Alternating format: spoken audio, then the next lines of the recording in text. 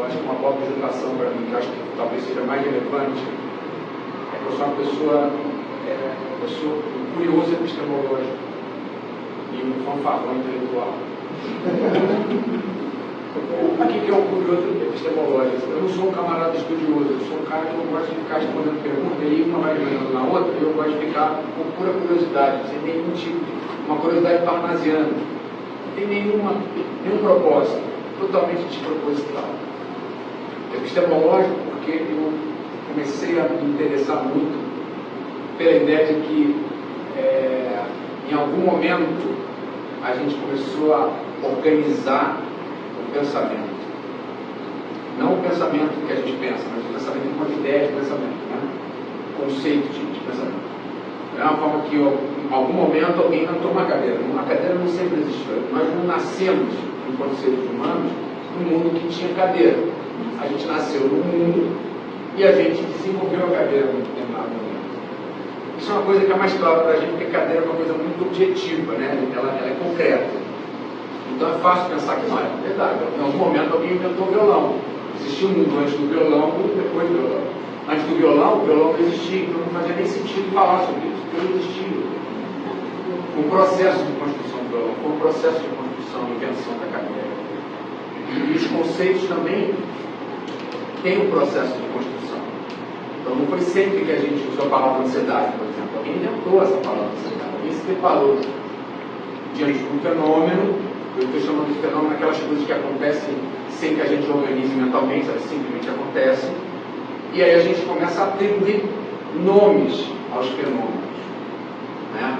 Fenômenos que, por exemplo, não têm relação nenhuma com o nosso ser no mundo. A cadeira tem relação com o nosso ser no mundo. Porque se não houvesse um humano, não haveria cadeira. Mas a montanha está lá, independente de um ser humano. Né?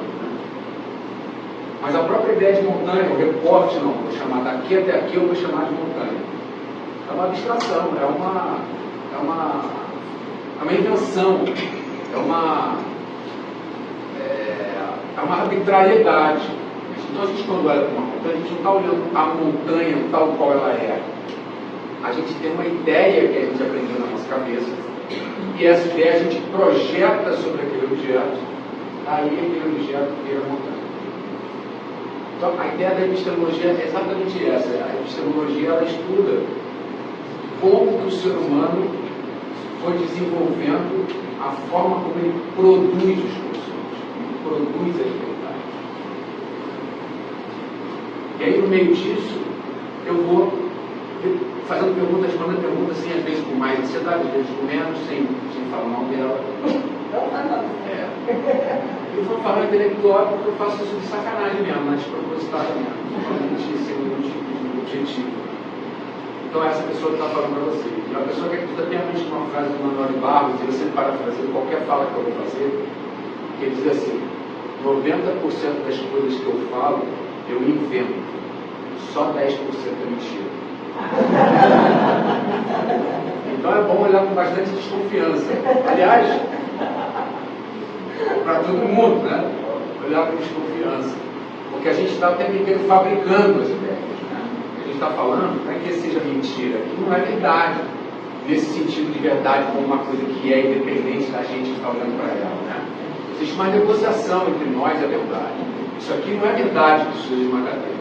Para ser verdade que surge de uma cadeira, precisa ter uma pessoa que tem uma boa ideia de cadeira. Porque se eu colocar esse objeto num grupo de humanos que não tem ideia de cadeira, elas não vão olhar para isso como uma cadeira. Se eu botar no meio do Xingu, 3.000 anos antes de Cristo, um objeto como esse, largar lá, eles vão olhar para isso e falar: o que é isso? Vão fazer de totem, vão fazer de armadilha, vão fazer de ferramenta de caça, de guerra, mas não necessariamente vão fazer uma cadeira, eles vão reinventar isso. E esse processo de invenção e reinvenção do conceito está relacionado a uma vocação que a biologia humana permite que a gente desenvolva, que é a metacognição. Metacognição. O que é cognição? E eu estou aqui inventando só para a nossa conversa. Vai sair daqui dizendo que, não, Pedro, por favor, cognição é isso. Então, nem seja. Não, eu gosto do charme disso. A cognição, para essa conversa com vocês, é a habilidade de conectar causa e efeito. A cognição é a percepção da causalidade. O ser humano ele tem uma percepção do tempo e da causalidade. Essa é uma grande característica do ser humano que difere a gente de outras formas animais. Né? A gente percebe tempo, sequência de fatos, e a gente percebe relações de causa e efeito. Se eu pegar esse violão e tacar ela para cima, uma hora ele vai cair, eu não preciso tacar ela para cima e ele caindo para saber o que vai acontecer. Eu tenho uma ideia que eu antecipo quando eu jogo violão. Eu sei que se eu jogar a causa, ele vai cair, efeito. Então é uma característica da humanidade essa percepção de causalidade. Né? E a metacognição é o que está por trás dessa percepção. E a metacognição ela tem um lugar na nossa existência física quando ela acontece. O sistema nervoso de qualquer animal, eu vou falar dos terrestres aqui, que é mais fácil comparar, que são mais parecidos com os terrestres, né? Falar do réptil, do mamífero, né? Eles têm um sistema nervoso, nós temos um sistema nervoso que manifesta a nossa voluntariedade. Então, por exemplo, se eu quiser me levantar, eu me levanto. É um desejo meu ego. O Edmur quer levantar. O Edmur quer sentar. E vai acontecer a mesma coisa com vocês. Eu quero falar. Posso controlar essa propensão a falar. Posso controlar minha fala, posso parar minha fala. Eu tenho voluntariedade. Tem coisas que eu controlo de mim. Agora, eu não posso suar. Eu não posso falar assim, pô, dá uma suadinha só no sovaco direito, porque eu quero voltar só no sovaco. Eu não faço isso. Se o ambiente está quente, o meu corpo percebe essa quentura e ele lança uma medida que eu nem percebi a quentura, se bobear, a gente percebe o suor e a gente fica calor. Porque o corpo ele percebe que a temperatura se elevou e aí ele expressa uma reação que é a reação de sudorese. A gente não controla a sudorese. A gente não controla a hiperereção. Se começar a ficar muito frio, ele vai ficar todo arrepiado, a gente não controla isso. É uma coisa que esse sistema do nosso corpo faz. Aceleração do coração, batimento cardíaco, frequência respiratória, peristalse. Peristalse é o movimento do intestino, né? que impulsiona a comida da boca para o ânus, né? A gente chama de peristalse. Frequência respiratória, produção de hormônios, tensão muscular. Olha que coisa maluca. Até o que a gente controla, que é o sistema muscular estriado, né? Até o que a gente controla em cima de uma base que a gente não controla. Eu queria falar um pouco sobre isso. Né? Como assim, Edmundo? Olha que interessante. Se uma pessoa, se a gente pegar aqui, passar um baseado para todo mundo, não que eu pode fazer isso. Ia ser uma boa experiência.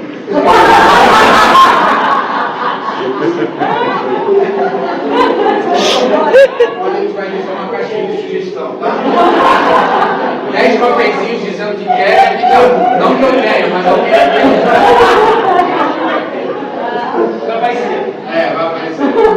Supondo que a gente passasse um baseado para todo mundo numa roda da paz gigante, a tendência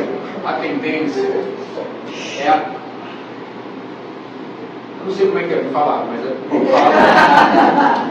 vai amolecendo. Amolecendo. Detalhe.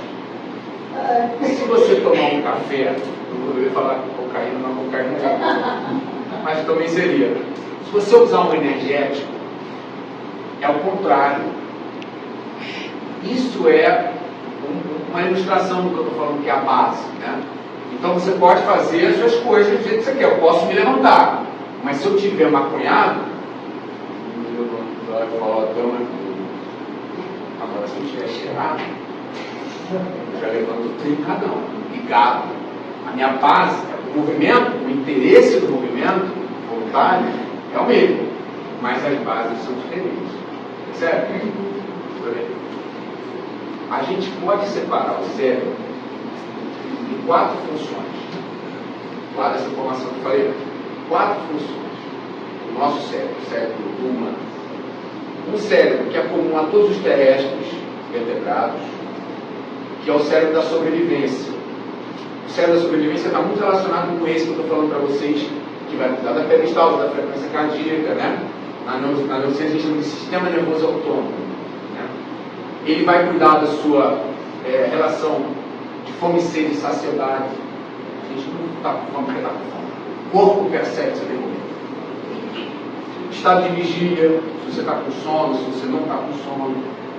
Frequência cardiorrespiratória, produção de hormônios, sudorese, lacrimejamento, salivação e por aí vai.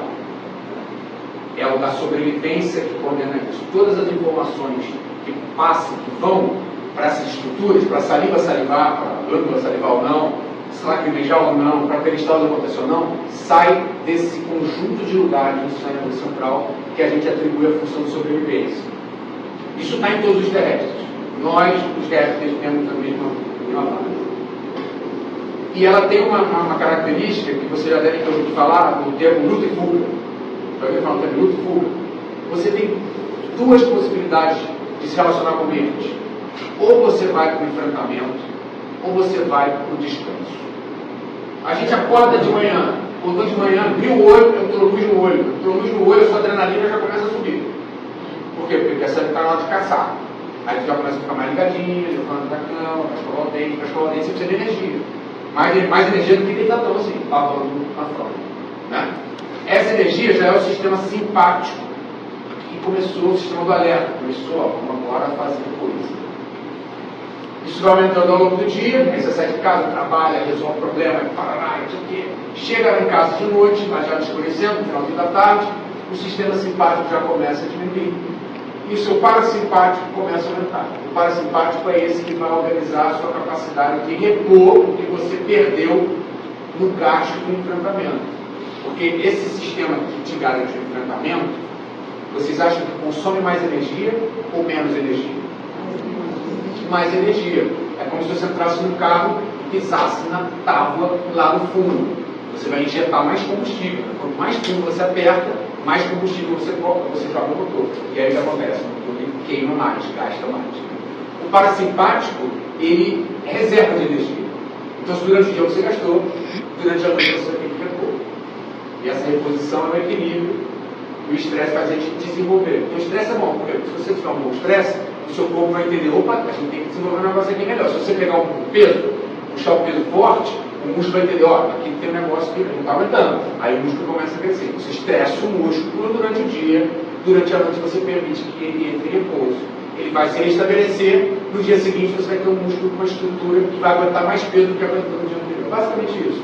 A mesma coisa, osso, bota estresse no osso, tem osteopenia. O que o médico hoje fala quando ele está osteopenia? Vai fazer musculação. Por quê? Vai estressar esse osso. Você estressa o osso pensa, opa, alguma coisa está acontecendo aqui, muito estresse, peraí, pega mais cálcio. O cálcio que está circulando, ele pega para ele densidade óssea. Mas ele vai fazer isso quando? Quando você relaxar. Se você não relaxar, ele não vai isso. Então a gente tem que ter equilíbrio do sistema simpático, que é o de luta ou fuga ou fingir de morto, são as três possibilidades de enfrentamento. Quando alguma coisa acontece com a gente, ou a gente parte para cima, ou a gente corre, ou a gente trava. Basicamente isso, que eu acho que a Tati está me xingando. Não é tão simples, mas é por aí.